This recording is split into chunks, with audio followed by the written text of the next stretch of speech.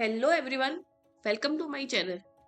आज की इस क्लास में हम लोग कैंडलस्टिक पैटर्न को पढ़ेंगे। कैंडलस्टिक पैटर्न क्या होते हैं, चार्ट में हम इनको कैसे आइडेंटिफाई कर सकते हैं और किस तरह से इनका हम एक सेटअप बना सकते हैं और उसमें हम अपनी एंट्री, एग्जिट और एसएल प्लान कर सकते हैं।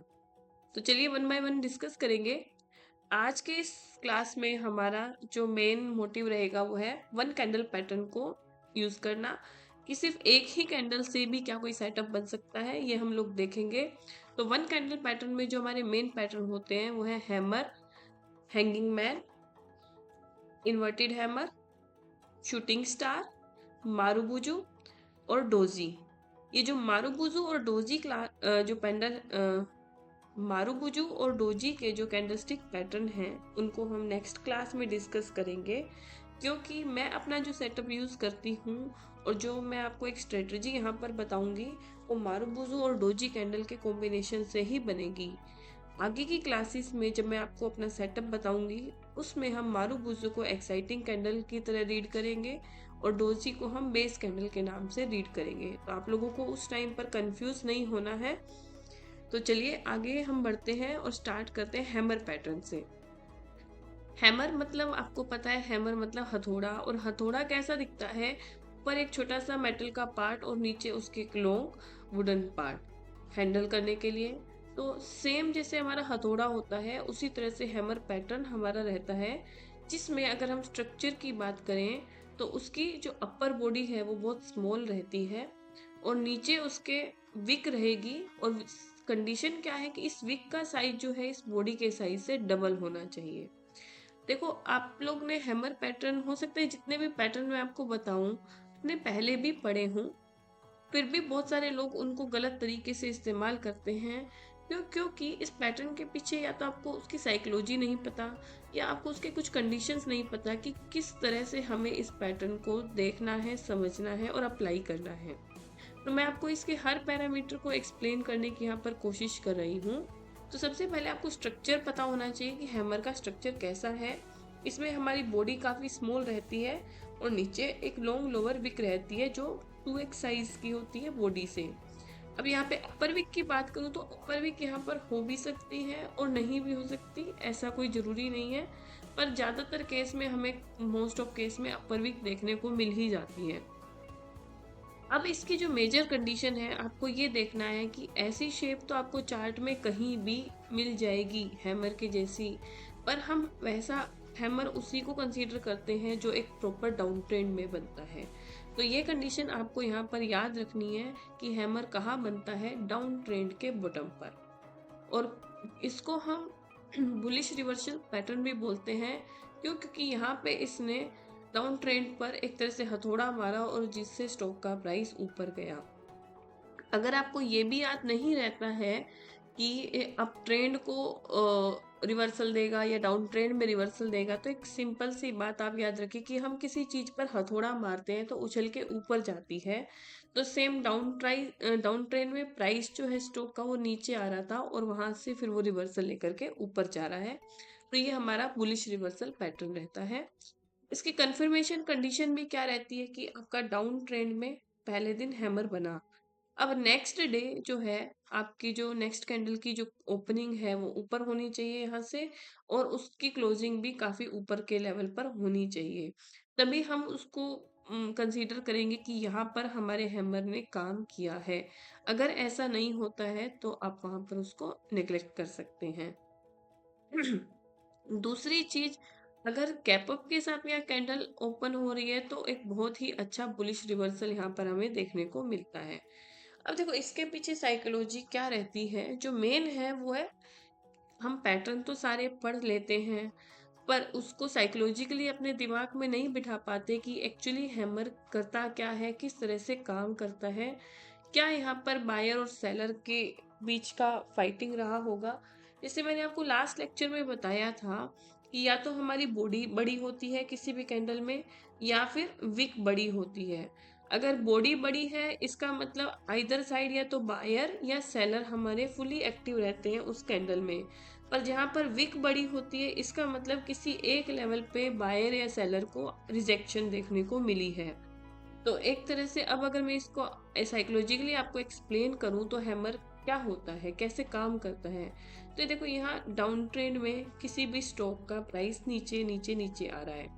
अभी तक मार्केट में सेलिंग प्रेशर है, यहाँ पर मार्केट में बेयर हैवी है, पर नेक्स्ट डे जैसे ही आपकी कैंडल ओपन हो रही है, वहां से सेलर ने अपना प्रेशर दिखाया और देखो प्राइस को नीचे लेकर के आई। कि यहाँ पे सेलर को रिजेक्शन मिला और बायर की एंट्री हुई, और जैसे ही बायर की एंट्री हुई वो प्राइस को ऊपर लेकर के चले गए। तो एक तरह से अब आप देख सकते हो कि डाउन ट्रेंड में हैमर बना, प्राइस नीचे भी आया, पर क्योंकि वहां पर बेयर हार चुके हैं और बुल की एंट्री अच्छी खासी हो चुकी है, तो उन्होंने प्राइस को वापस ऊपर उसकी ओपनिंग रेंज के आसपास जाकर के क्लोज कर दिया। इसमें एक चीज याद रखना कि बहुत लोगों को लगता है कि बुलिश है तो ग्रीन ही कलर होगा। वन कैंडल पैटर्न में हमारे कुछ पैटर्न ऐसे हैं जहां पे कलर इंपॉर्टेंट नहीं है, बस यहाँ पर आपकी रिजेक्शन, ये वीक जितनी ज़्यादा बड़ी होगी, आप ये मान सकते हैं कि वहाँ पे रिजेक्शन का लेवल उतना ही स्ट्रॉन्ग रहा होगा, तो वो एक इंपॉर्टेंट सपोर्ट हमारा मार्केट में वहाँ पर बन जाता है। यहाँ पे कलर इस कैंडल का रेड हो तो भी कोई प्रॉब्लम नहीं है, ग्रीन हो तो भी, क्योंकि यहाँ पे ओपनिंग और क्लोजिंग की जो रेंज है वो वैसे ही काफ़ी स्मॉल होती है। तो हम ये मान के चलते हैं कि जो बायर है उन्होंने प्राइस को उसके हाई रेंज के आसपास के एरिया में जाकर के क्लोज करवा दिया, और उसके बाद नेक्स्ट डे देखो जैसे ही मार्केट में बायर ऑलरेडी एक्टिव थे, जाते जाते वो सिग्नल दे गए, तो नेक्स्ट डे जो प्राइस है वो ऊपर भी गया है। तो एक तरह से ये मान के चलते जो हैमर पैटर्न है उसमें हमारे बुल हैवी रहते हैं। ये चीज भी आपको समझ में आनी चाहिए कि यहाँ पर बुल हैवी रहेंगे या बियर हैवी रहेंगे। अब ये हमारे पास निफ्टी 50 का चार्ट है, सॉरी, लाइव चार्ट में भी मैं आपको यहाँ पर शो करूंगी कि किस तरह से पैटर्न आपको देखने को मिल सकते हैं। तो ये देखिए, यहाँ पर ये मई 18 मई के आसपास का चार्ट है। देखो यहाँ पर निफ्टी एक डाउन ट्रेंड में है, लगातार 3 कैंडल इसने अच्छी खासी रेड बनाई है, मतलब यहाँ मार्केट में अभी सेलर एक्टिव है। नेक्स्ट डे प्राइस ओपन हुआ, सेलर अपनी पोटेंशियल के हिसाब से उसको नीचे तक लेकर गए, पर हो सकता है प्रीवियस में यहाँ कोई एक इंपॉर्टेंट लेवल रहा हो जो पहले भी इसको यहाँ पर रिजेक्शन मिली हो। तो मार्केट में अब बायर की एंट्री शुरू हुई, बायर ने अपना पूरा जोर लगा करके प्राइस को उसकी ओपनिंग रेंज के आसपास बंद कर दिया। देखो यहाँ पर एक वीक भी हमें देखने को मिली कि कुछ ना कुछ हाई भी बनाया, पर एट लास्ट जाते जाते जो बंद हुआ आपका निफ्टी का प्राइस, वो उसके हाई लेवल के आसपास हुआ।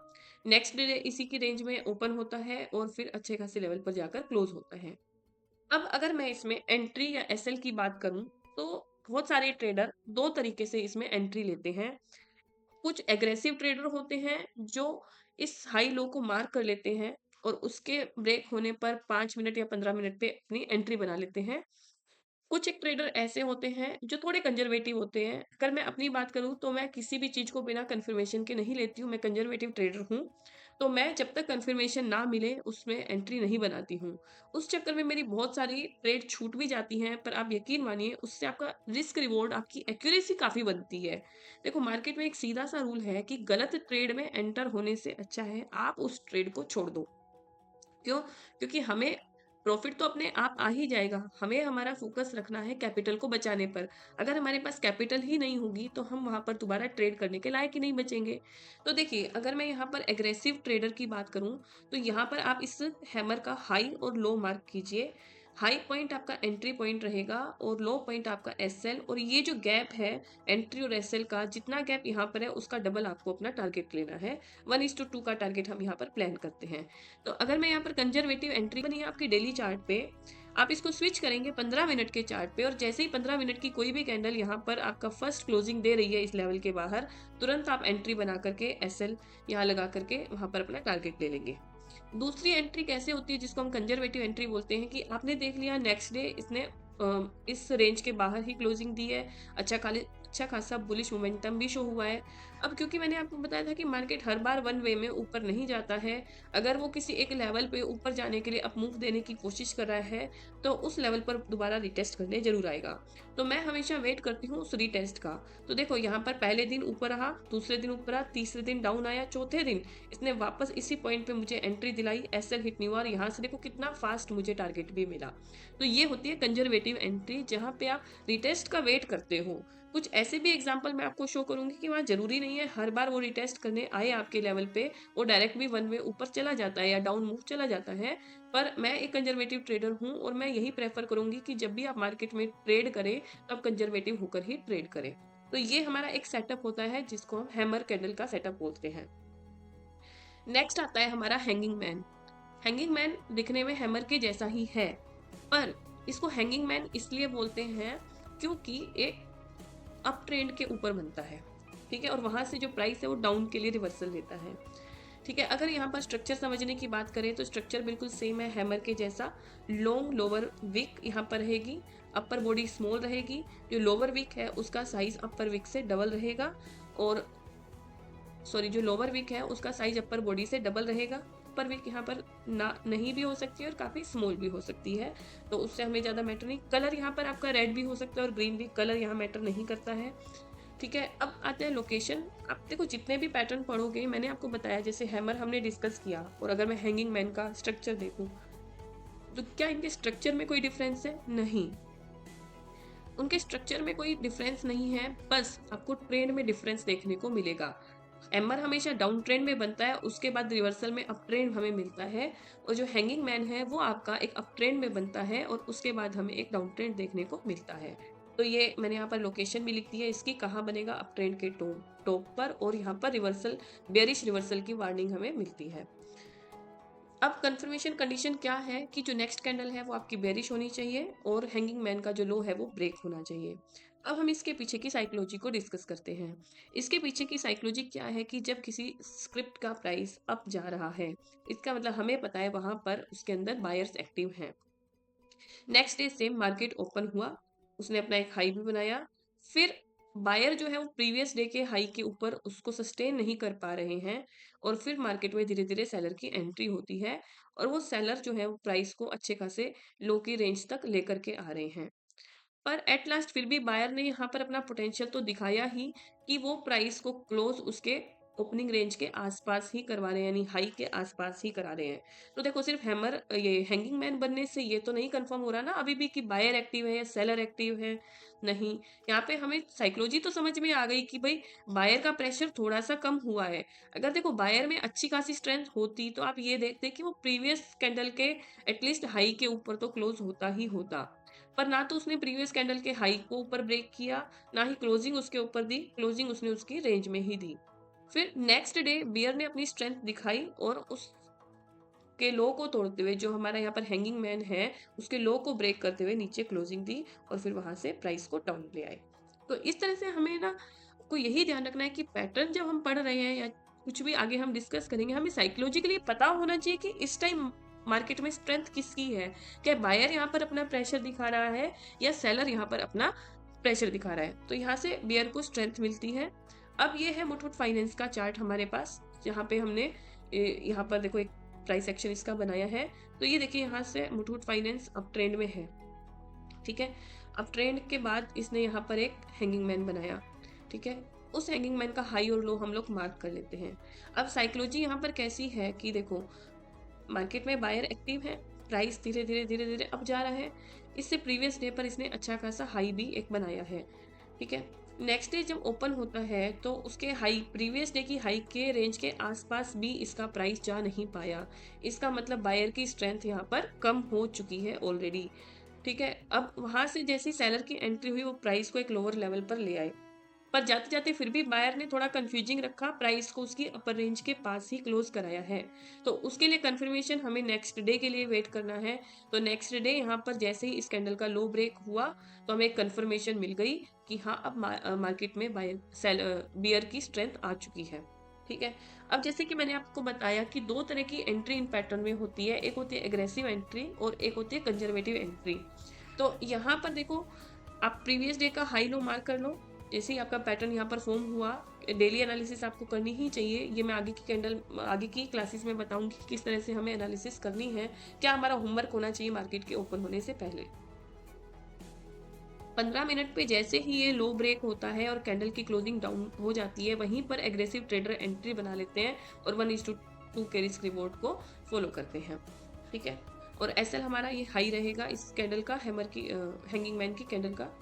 अच्छा, अब एज ए कंजर्वेटिव ट्रेडर मैंने आपको बताया कि मैं हमेशा वेट करती हूँ रिटेस्ट के लेवल का, कि 1-2 दिन में डाउन जा करके फिर से रिटेस्ट करने आएगा और फिर से यहाँ पर मैं एंट्री बना सकती हूँ। तो एज ए कंजर्वेटिव ट्रेडर यहाँ पर मेरी कोई एंट्री नहीं बनी है, यानी कि मैं ट्रेड में एंटर ही नहीं हुई हूँ। तो वैसा नहीं है कि ये काम ही नहीं करता है। मैंने आपको क्या बोला कि हम मार्केट में एक गुड ट्रेडर अगर हमें बनना है तो हमें एक्यूरेसी पर काम करना है। ठीक है? क्यों हमें एग्रेशन दिखाना है मार्केट में अगर एग्रेशन हमारा हर बार एक्यूरेट नहीं है तो। ठीक है? तो यहाँ पर मेरी सेटअप के हिसाब से मेरी कोई एंट्री नहीं हुई है, तो बस मैंने आपको यहाँ साइकोलॉजी इसके पीछे की समझा दी कि किस तरह से हैंगिंग मैन काम करता है। ये देखो, ये निफ्टी 50 का चार्ट है। ठीक है? वहां पर एक एंट्री हमारी स्किप हो गई है, कोई बात नहीं। अब ये देखो, ये निफ्टी का चार्ट है सितंबर 25 के आसपास, उसी मंथ का। तो यहाँ पे निफ्टी धीरे धीरे ऊपर ऊपर ऊपर जा रहा है। उसके बाद इसने एक हाई भी बनाया और यहाँ पर हैंगिंग मैन बनाया उसने। ठीक है? अब नेक्स्ट डे जैसे ही कैंडल क्लोज होती है तो हमें कंफर्मेशन मिल गई कि अब मार्केट में जो सेलर हैं वो एक्टिव हो चुके हैं और बायर का प्रेशर कम हो चुका है। एंट्री तो उसने हमें नेक्स्ट डे ही दे दी। ठीक है? यहाँ पे हमारा पैटर्न फॉर्म हुआ, यहाँ पे हम कंफर्मेशन लिया और यहाँ इस दिन हमने यहाँ पर एंट्री बना ली और एंट्री के बाद अच्छा खासा डाउन मूव हमें मिला। तो ठीक है, एक दो एंट्रीज में हमारी स्किप भी हो जाती है, पर इस स्ट्रेटजी के जहाँ हम कंजर्वेटिव होकर के मार्केट में काम करते हैं वहां पे हमें रिजल्ट भी काफी अच्छे देखने को मिलते हैं। नेक्स्ट आता है इन्वर्टेड हैमर पैटर्न, उल्टा हथौड़ा भी बोल दो इसको। ठीक है? हैमर पैटर्न में जो हमारी बॉडी थी वो अपर पार्ट पे थी, पर इन्वर्टेड हैमर में जो हमारी बॉडी है वो लोअर पार्ट पे है और अपर विक का साइज जो है वो लार्ज होता है। लोअर विक यहाँ पर हो भी सकती है और नहीं भी हो सकती। कंडीशन वही रहेगी कि जो विक का साइज है बॉडी का कम से कम भी 2x होना चाहिए। जितना ज्यादा यहाँ पर विक का साइज होता है इसका मतलब उतनी अच्छी रिजेक्शन यहाँ पर बायर या सेलर को देखने को मिलेगी। तो यहाँ पे हमने हमारा स्ट्रक्चर डिफाइन करेंगे, स्मॉल बॉडी डाउन पार्ट में, लॉन्ग अपर वीक रहेगी और लोअर वीक स्मॉल रहेगी आपकी। कहाँ बनता है ये बनता है डाउन ट्रेंड के बॉटम पर। अभी हम दिखाएंगे आपको चार्ट पर, और यहाँ से एक बुलिश रिवर्सल की पॉसिबिलिटी भी शो होती है। देखिए, ये चार्ट है, प्राइस धीरे धीरे धीरे धीरे नीचे आ रहा है। डाउन ट्रेंड में आपका इन्वर्टेड हैमर बना और वहां से प्राइस ने एक रिवर्सल लिया, इसलिए इसको हम बुलिश रिवर्सल इन्वर्टेड हैमर भी बोलते हैं। बस कंडीशन ये है कि next day gap up opening हो या फिर बुलिश कैंडल फॉर्म हो।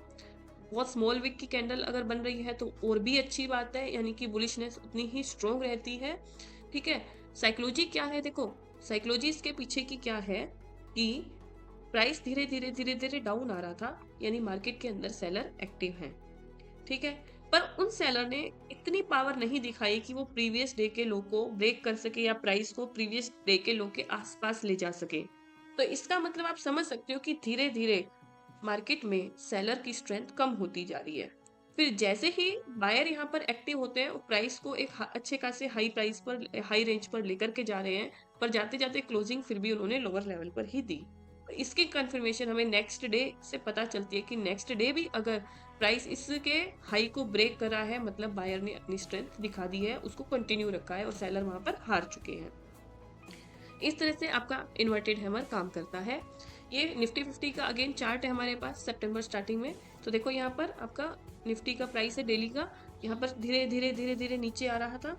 ठीक है? यहाँ पर आपने देखा कि किस तरह से इन्वर्टेड हैमर आपका फॉर्म हुआ।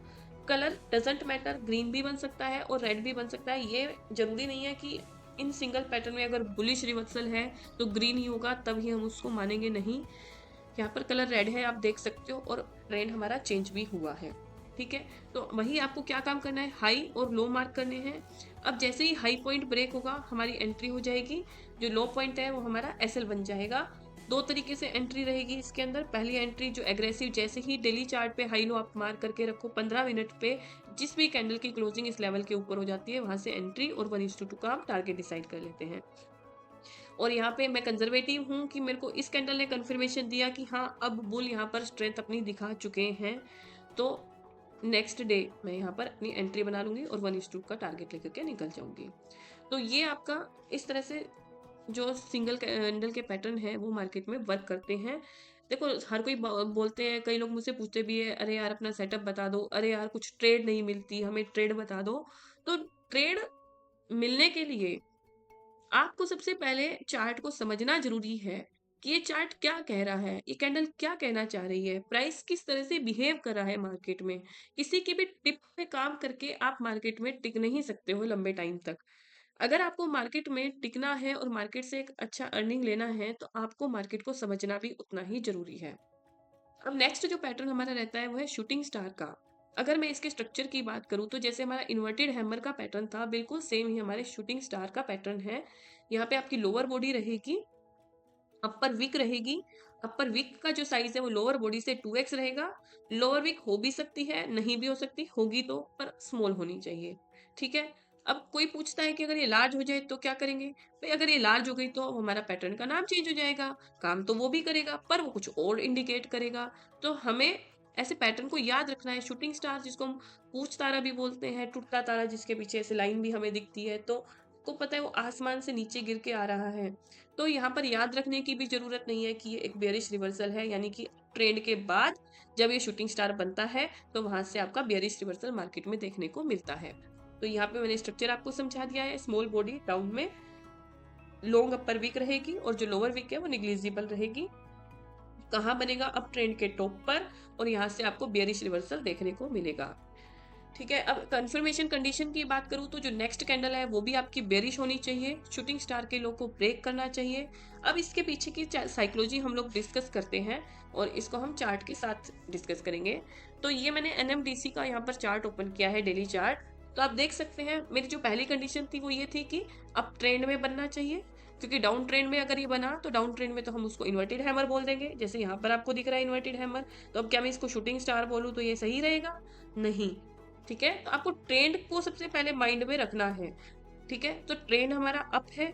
यहाँ पे आपने देखा कि बायर जो है नेक्स्ट डे प्राइस ओपन हुआ, बायर अच्छे खासे लेवल पे प्राइस को ऊपर लेकर भी गए, पर जैसे ही मार्केट में सेलर की एंट्री हुई, बायर ने अपनी कमांड खो दी और वो धीरे धीरे प्राइस को नीचे ले आए और प्राइस को उसकी ओपनिंग रेंज के आसपास ही क्लोज करवाया।